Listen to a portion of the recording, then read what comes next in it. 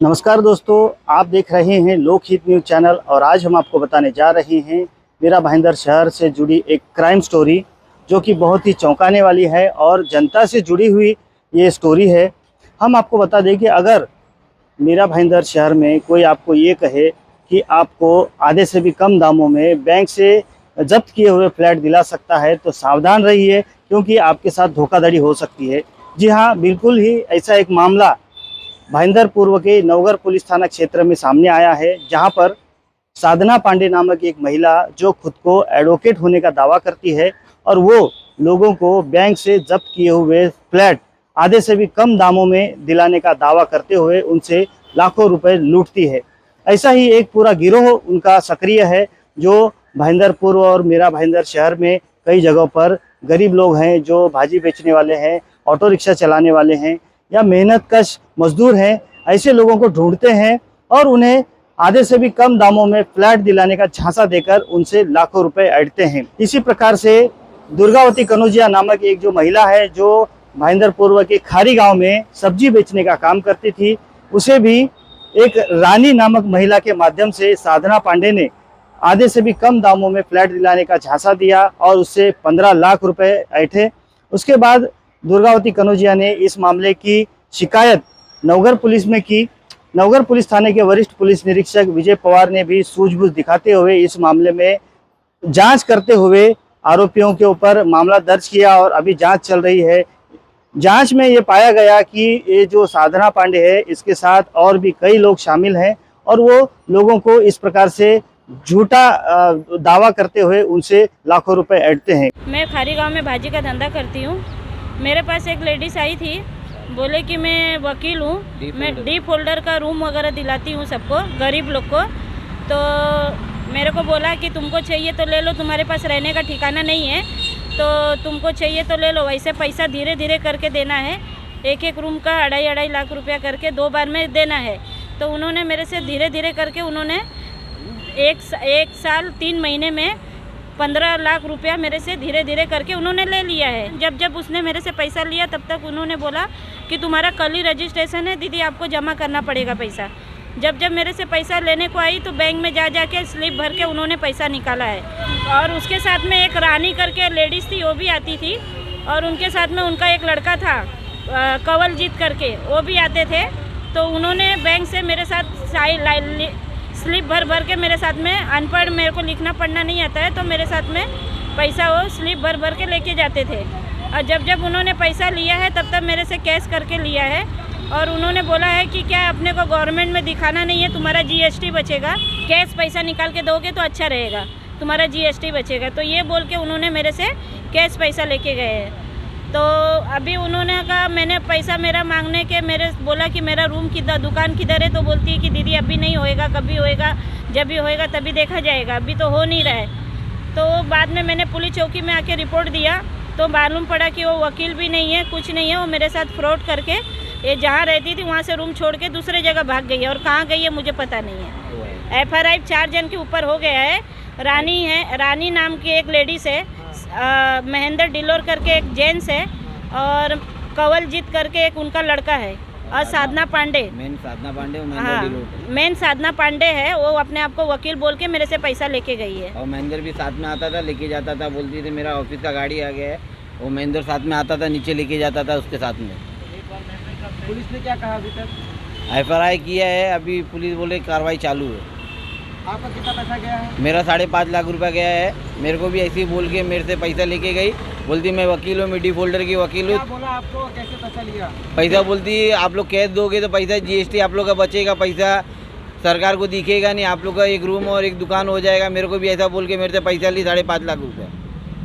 मेरा नाम भावना सरवैया है, मेरे उसके घर पे काम करती हूँ। मेरी मम्मी का, मेरी बहन का और मेरे जीजा का, सब बहुत जन का पैसा वो खा चुके हैं। मैं उसके घर पे काम करती हूँ तो मेरे काम का भी पैसा वो खा चुके हैं, दे नहीं रही है। और मेरी माँ भी परेशान है। मेरा कम से कम 15 लाख है, मेरी माँ का 18 लाख है और मेरी बहन का 1.5-2 लाख है। मेरा नंदोई का जो है उसका भी डिवोर्स का कम से कम 1.5-2 लाख उसका भी है। बहुत ज़्यादा पैसा खा रहे, देने का नाम नहीं। और मेरे आदमी को एकदम बीमार करके छोड़ दिया, मेरे आदमी को भी कैंसर है, कोई हिसाब से। और न पुलिस वाला ध्यान दे रहे, न वकील वाला, कोई नहीं ध्यान दे रहे। हम लोग को रोते हुए, मगर पैसा उसके पास हाथ पैर मांग रहे, बोले जैसा खाई है वैसे देने के लिए नाम नहीं रहे। मेरी माँ भी परेशान है, उम्र वाली है, वो भी नहीं आ पाती। और उसका फ़ोन बोलेगा तो झूठ बोल का। और उसके साथ जो महेंद्रा करके है ना, वो बहुत नीच और हलकट आदमी है, एकदम नीच है, कमीना। वो भी उसके साथ मिला हुआ है, मगर देने के लिए। और बेटी का सब में, शादी का सब मैं एंजॉय करके सब पैसा हम लोग का खा चुकी।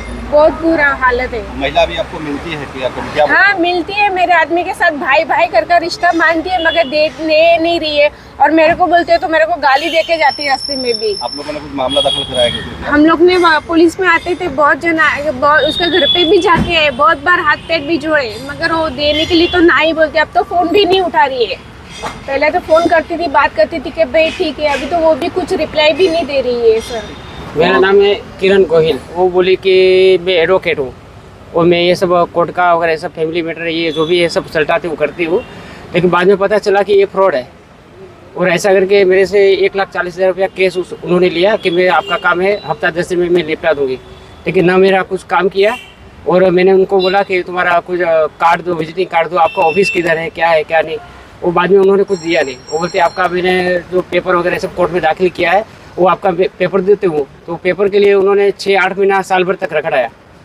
वो हम लोग पेपर ही मांग रहे थे, भाई तुमने जो भी काम किया उसका हमको पेपर दे। उन्होंने कोई पेपर नहीं दिया हमको। तो मेरा पेपर नहीं है, कुछ काम ही नहीं किया है, तो फ्रॉड है, तो हमारा पेमेंट दो। जो पेमेंट दिया था वो पेमेंट दो, या तो हमको पेपर दो, तुमने जो करे हुई कि जो भी कोई काम किया वगैरह। तो लेकिन वो फ्रॉड ही है। वो क्या नाम है उनका? उसका साधना पांडे करके बता देती वो अपने आप को। बोलती मेरा बोरेली में ऑफिस है, ये है, उधर आओ उधर आओ। उसका बहुत सारा रिकॉर्डिंग भी है मेरे पास। उनका जो बात किया हुआ क्लियर, उसका हर एक बात का रिकॉर्डिंग है, कम से कम 50 से 60 क्लिप है। बहुत सारा रिकॉर्डिंग भी है उनका मेरे पास। क्या बोलते, पैसा दे रही क्या? नहीं, वो पैसे का तो नाम ही नहीं ले रही है उसको। एक बार हमको रेलवे स्टेशन के उधर मिली, मेरा मामा और मैं गए थे, तो बोलती मैं लेडीज़ हूँ, तुम लोग को फंसा दूँगी, हम कुछ भी कर सकती हूँ, मैं तुमको लोग को फंसा दूँगी, ज़्यादा पेमेंट का किया, ये किया वो किया। तो मतलब ऐसा अभी लेडीज़ है, लेडीज़ के सामने कौन ये ज़्यादा करे। पीड़ित महिला का एक और कहना है कि इस मामले में एक महेंद्र दिल्लोट नामक व्यक्ति भी शामिल है और उसके साथ में कंवलजीत नाम का व्यक्ति भी शामिल है, जो इस पूरे धोखाधड़ी के मामले में शामिल है। उन्होंने भी उससे लाखों रुपए लिए हैं, ऐसा पीड़ित का आरोप है। और उसका कहना है कि अभी तक इन्हें आरोपी नहीं बनाया गया है, ऐसा उसका आरोप है। इस आरोपों के बारे में हमने वरिष्ठ पुलिस निरीक्षक विजय पवार जी से बात की। आइए सुनते हैं क्या कहना है उनका। सर, ये जो दुर्गावती कनौजिया का जो मामला है, उसका भी क्या स्थिति है? ये दुर्गावती रमेश कनौजिया जिन्होंने जो कंप्लेंट दिया था उसके तहत नवगढ़ पुलिस स्टेशन में एफआईआर दाखिल है। उस एफआईआर में 3 अभियुक्त जो है तो वो शामिल है। उनके खिलाफ जो भी हमने एविडेंस कलेक्ट करना था वो कर लिया है। उन्होंने गुना दाखिल होने के बाद में वो लोगों को सेशंस कोर्ट थाना जो है तो उन्होंने ये भी उनका नामंजूर किया है। और अभी वो हाई कोर्ट में है, तो वो मैटर 30 तारीख को है, 30 नवंबर को। तो हम वहाँ पर भी सशक्त विरोध करके जो हमारे फिरियादी है दुर्गावती कनौजिया, इनको न्याय देने का प्रयास करेंगे। सर, ये जो साधना पांडे है, इन्होंने ऐसे कई लोगों के साथ धोखाधड़ी की, ऐसी जानकारी सामने निकल कर आती है, तो आप लोगों को क्या आह्वान करेंगे सर? लोगों ने जो है तो ये ऐसे जो लोग हैं इनके बारे में सही जानकारी प्राप्त करना अनिवार्य है।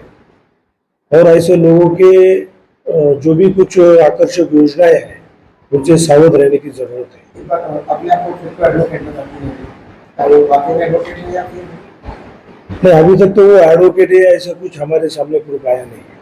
तो पीड़ित का एक कहना है कि एक महेंद्र दिल्लोट करके व्यक्ति है और कंवलजीत करके व्यक्ति है, उसके अकाउंट में भी इन्होंने पैसे दिया, उन लोग भी इसमें शामिल है, लेकिन उन्हें आरोपी नहीं बनाया गया, ऐसा उनका कहना है। इस बारे में स्टार्ट में उन्होंने जब दुर्गावती कनौजिया इन्होंने जो कंप्लेंट दिया था तब इन लोगों का नाम नहीं था, लेकिन इन्वेस्टिगेशन में जिनके भी अकाउंट पे ये पैसा गया है तो पुलिस निष्पक्ष पद्धति से अगर जो भी लोग इनमें शामिल है उनको आरोपी करने में कोई कसर नहीं छोड़ेगी। तो देखा आपने, इस प्रकार से भाईंदर पूर्व के नौगर पुलिस थाने के वरिष्ठ पुलिस निरीक्षक ने जानकारी दी कि अगर उनके साथ कोई इस प्रकार की धोखाधड़ी करता है तो वो बिना डरे बिना झिझके नौगर पुलिस स्टेशन में आकर अपनी शिकायत दर्ज कर सकते हैं। साथ ही उन्होंने इस सवाल पर भी जवाब दिया कि क्या इस मामले में महेंद्र दिल्लोड और कोमलजीत जैसे और भी आरोपियों पर मामला दर्ज हो सकता है। तो उन्होंने जानकारी देते हुए बताया कि अगर उनके अकाउंट में पैसा गया है और वो भी इस धोखाधड़ी के मामले में शामिल है तो जल्द ही उन्हें भी आरोपी बनाया जाएगा, ऐसा उन्होंने आश्वासन दिया है। अब देखना होगा कि क्या वाकई में उन्हें भी आरोपी बनाया जाता है। फिलहाल तो नवगढ़ पुलिस इस मामले की गहनता से जांच कर रही है और आरोपी अभी तक अरेस्ट नहीं हुए हैं। वो हाईकोर्ट में अभी अग्रिम जमानत के लिए याचिका दायर करने वाले हैं, ऐसी पुलिस ने जानकारी दी है। अब देखना होगा कि इस मामले में आगे क्या निकलकर सामने आता है।